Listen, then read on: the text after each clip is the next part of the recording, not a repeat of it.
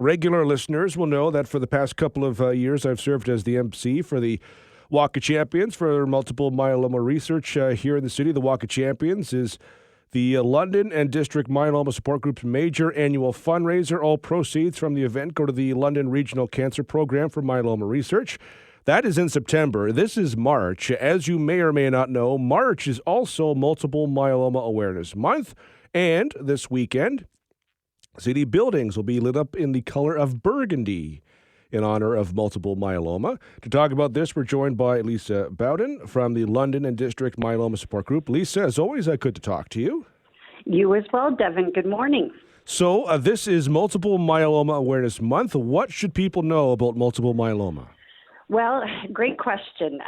We've always advocated that awareness is so key in people's journey with myeloma.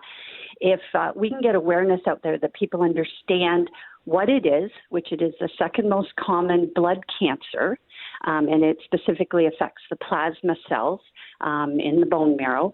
If they understand what it is, they might be more likely to get diagnosed early, which means typically it shows a better treatment in terms of catching it well before they're well into the disease. So we say the common campaign this year, and it started with Myeloma Canada, is called What the Beep is Myeloma.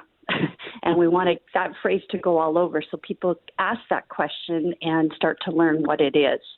And maybe ask their doctor if they're experiencing a number of symptoms that, they're not getting a diagnosis on, it's taking time, they're feeling unwell. Could it be myeloma? And it's just a simple question to ask your doctor, and perhaps they can look into it further and see if it is. Have a lot of people been asking what the beep it is? Is awareness growing? Yes, absolutely. They're on the Myeloma Canada website. There's a lot of patient stories on there, which are interesting. And I encourage anybody who's interested in learning more about myeloma to take a look at Myeloma Canada. Some of these stories will surprise you. I've shared mine on your show before. Mine was just a simple blood test for a life insurance policy. But I was feeling tired. I was feeling achy. I was having trouble, used to go to, the gym and things were becoming not as easy anymore. And you just tick it up to age. Well, I'm aging, could be arthritis. But luckily with that blood test, I was diagnosed very early and I've done very well with my treatment. So it is important to kind of get your head around what is myeloma. And definitely is not melanoma. We hear that all the time. You mean melanoma, which is a skin cancer, completely different. How far have we come in our understanding of multiple myeloma? I think we're getting there. I still have people that, I've known over the years and we've reconnected through social media or what have you, that still say, I thought you had skin cancer, so that it's still misunderstood. But more and more, it's interesting when you talk to people or you're at a function, somebody knows somebody that's had it. So it's, important to talk about it, increase the awareness. That's what we try to do with Myeloma Awareness Month, which, as you indicated, is March. We are thrilled that the City of London is proclaimed March to be Myeloma Awareness Month once again this year, and that they're lighting up the city for us. Yeah, every day 11 Canadians are diagnosed with multiple myeloma. I won't out people who have talked to me about it, but it is the more I've talked about it on the radio, the number of people who do mention that they know someone or they themselves or whatever it is. So it's more common than people think. Absolutely. I was at the London Regional Cancer Centre yesterday with Myeloma Canada and my co-leader, Ev McDowell, hosting an awareness day. And it's just unbelievable, the amount of people flowing in and out of that cancer program here in London and serving the district area. And not all of them, of course, are myeloma, but we had a stream of people coming to the table. Looking for information, looking for support. It's, just what we're seeing. Our group is getting, bigger.